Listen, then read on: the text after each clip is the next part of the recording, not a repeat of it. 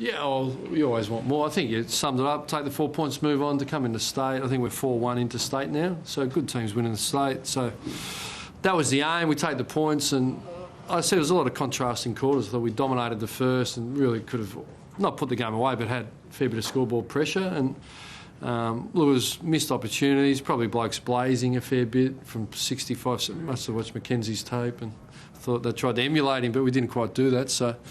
And then the second quarter, they got right on top, but they had the same issues. It was very greasy, and I think both teams pressured. It was a high-entry game, 54-52, and I think because of the pressure and then when it's slippery and greasy, it's quite hard to sort of hit those shorter targets or nail the goals. Or, you know, a few of our blokes were opening space, sitters in the forward 50, they fell over, and so it was a little bit comical at times, but I think it's reflective.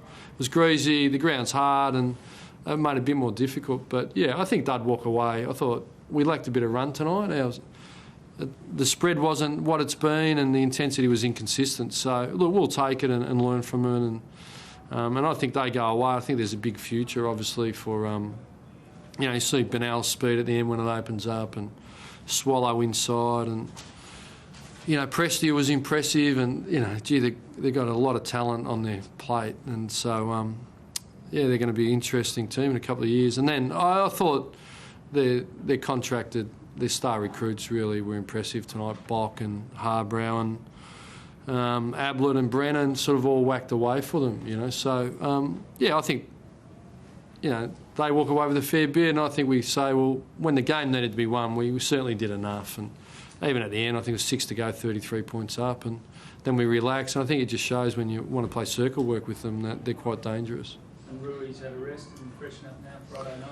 Yeah, he's certainly been battling some knee soreness, and it had been getting him down a little bit. And but I think what he brings is extraordinary effort. He's amazing with his effort, and Hay, so our two great leaders of effort. It was good that Del Sano and Goddard and Montagna really stood up tonight in that front. So, but he comes back, you know, fresh, and Friday night big stage against a quality opposition. It's all set up for a big Friday night. You know.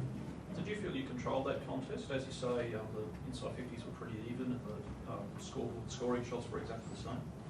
Yeah, no, I didn't say we controlled. I thought both teams had momentum shifts. You know, I think clearly the first and third we dominated, and second they dominated, and I thought early in the last we had a fair bit of it, and then they come back really strong. So I think that was just momentum shifts, and that's what happens in AFL football. You know. When you said that you did enough to win the game, is it conscious? Do you think of the players just doing enough to stay in front? Or? Well, look, it's really dangerous to assume. I don't know what you're thinking. You don't know what I'm thinking. You know, so all you're doing is making assumptions. You know, they're human. They have foibles. Hopefully that wasn't the case, but it may have been. But I just deal with the facts in front of me. You know, and it ebbed and flowed. I'm not sure exactly why. And I think you'd be a little bit not enough credit to. I thought Gold Coast made it happen. I thought we dominated the clearance early, and then they got to work. So their clearance work was pretty good, I thought, you know. But that's been their strength all year, hasn't it? You know, they've got some great inside players and some really quick spreaders. So. No injuries?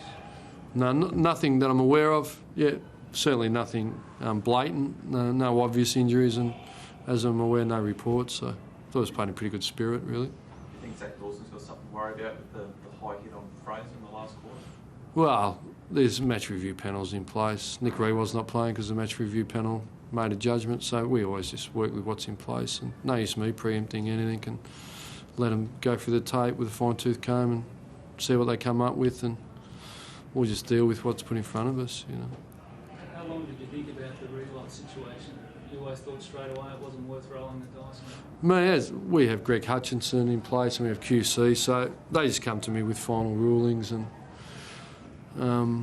judgments, and I just roll with it, you know. So maybe it was a grand final, you might, you know, but I think the rule's pretty clear, you know. Thanks, guys.